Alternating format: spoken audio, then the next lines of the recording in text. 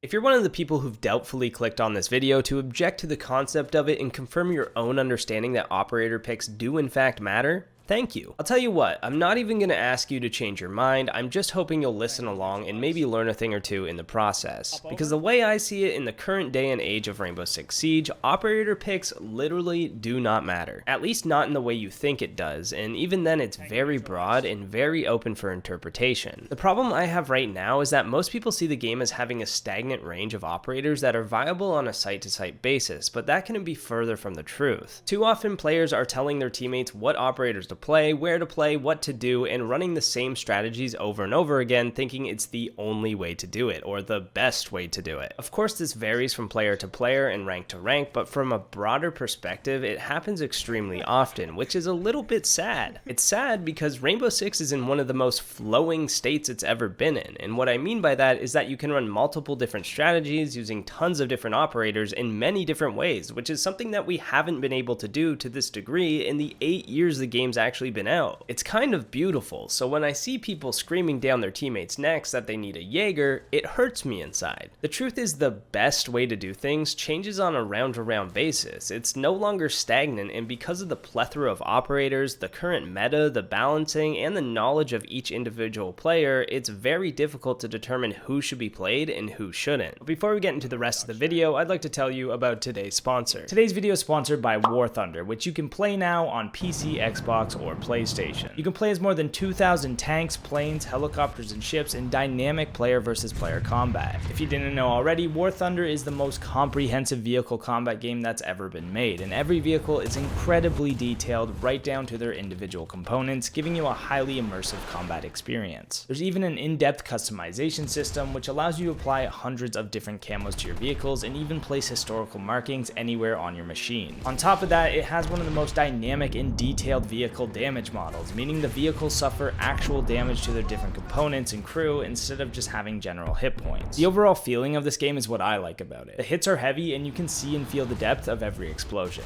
So go download War Thunder right now using my link in the description to get a large free bonus pack, including multiple premium vehicles, premium account, boosters, and much more. One of the biggest contributors to how much operator picks impact each round is the game's meta. A meta is just the latest strategies and trends that players are using in said game, and the current one for Rainbow Six is a gunfight meta. Comparing this current meta to the utility meta a couple years back, it's much more loose in terms of who you're picking. As long as you can shoot people and get kills, you're gonna be fine. I mean, there's a reason Oryx, an operator that is made for just shooting people, is by far the best operator on console right now. This dude claps cheeks more brutally than that time I tried to backflip off a swing set and broke 7 bones. Now, the gun meta still doesn't eliminate the castles and the pulses of the world. While the UMP might be weak and dainty compared to the T5, you can still come up with great plays and plans using these weaker weapon characters that will lead you to getting lots of kills. So I guess it's kind of more of just like a kill everyone meta then, which leads me to my next idea, which is that operators are also very balanced right now. R6 has been in the days when Lion gave the whole team wall hacks, Blackbeard's shield had 800 HP, and Ella could tear through the entire enemy team with absolutely no problem. Luckily, those days are gone, and the R6 team at Ubisoft has seriously upped their balancing game in the past year to the point where literally every single operator in the game was played in the Invitational, the biggest R6 event in the world. Not only that, but 19 out of 33 different attackers were banned and 15 out of the 33 defenders. So while some operators might be a great pick, it doesn't mean you should rule out all the other ones. Or any of them really. Especially when it's your teammate who's picking them. Telling your teammates who to pick and what to do can work when you're with a squad, but if you've got randoms, it's even more likely a great recipe for disaster. Firstly, a lot of people have main operators that they play, and they're much more comfortable on those characters because they're used to their playstyle, how they work, what they need to worry about, and so on. So in this sense, their operator pick actually does matter quite a bit. By throwing your random teammate on a completely different role and telling them to go do something they're not comfortable or familiar with, it's probably not going to work out. Even if you yourself have done it a bunch of times and think it's a super easy thing to do, you've got to remember that R6 is a very complex game, and even if you have over 1,000 hours, there's still so much you don't know about it. Telling your teammate to get off Blitz because you think Blitz is bad will only result in a frustrated teammate. My man just wants to play some Blitz, and for all we know, this guy could be the Michael Jordan of Blitz players, and we're gatekeeping him by telling him to get on Hard Breach. Meanwhile, you're over here picking picking a Maru and flying into the bomb site in the first 4 seconds, only to get your cheeks clap louder than the applause at the end of the Spider-Man Broadway musical. Yeah, I actually saw that like 10 years ago.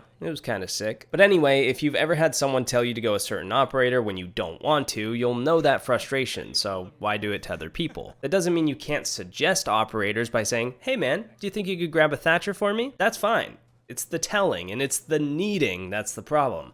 We need a thermite. We need grenades. No, suck it up. You don't need it. You don't need it. It would be nice, and it would probably help, but you don't need it. And that's the mindset shift you need to start getting comfortable with. The most important thing that you need is teamwork, which you can use with any combination of any of the operators. Oh, your teammates picked Rook and Doc, and you have no utility?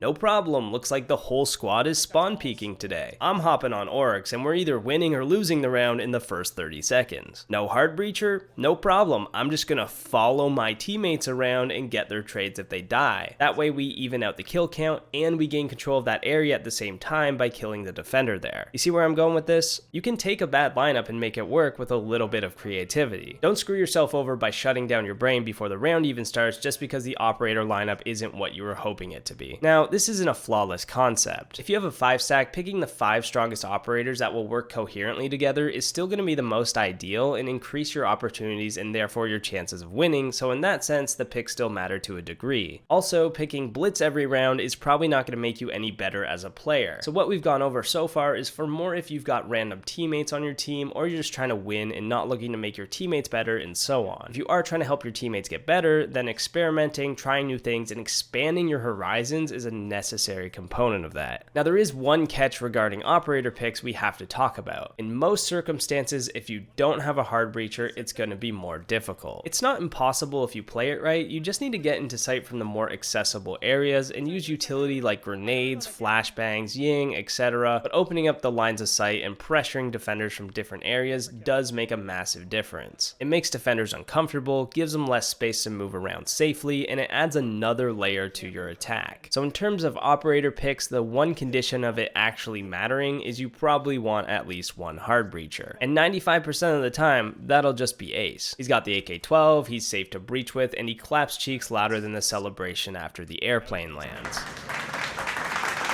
The thing about hard breachers though is that a lot of rounds in rank go like this. You get up to the wall you're supposed to open, you drone it out a bit, turns out 6 people have already died, and now you're sitting next to a banded wall that nobody wanted to clear for you, and you have to clutch the round without being able to use your utility because your team decided to just run in the building, and you're kind of left in the background wondering what went wrong. And this is why I don't personally play hard breach when I'm solo or duo queued.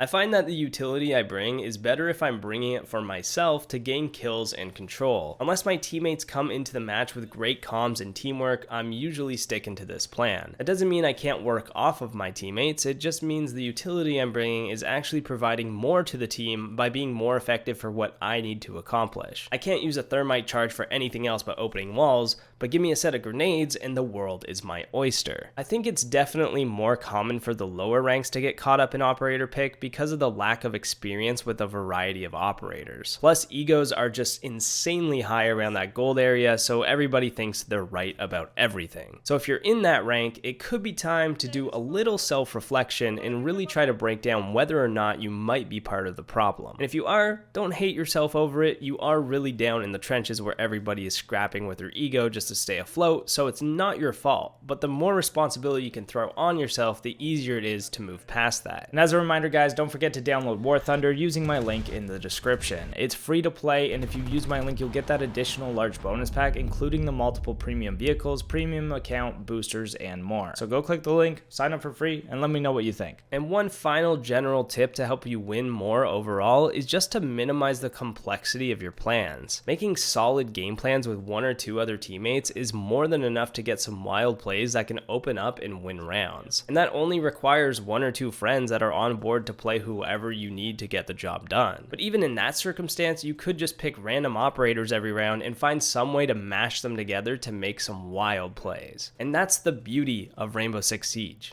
It's beautiful. Now go get my charm by subscribing to my Twitch channel, and have a great day.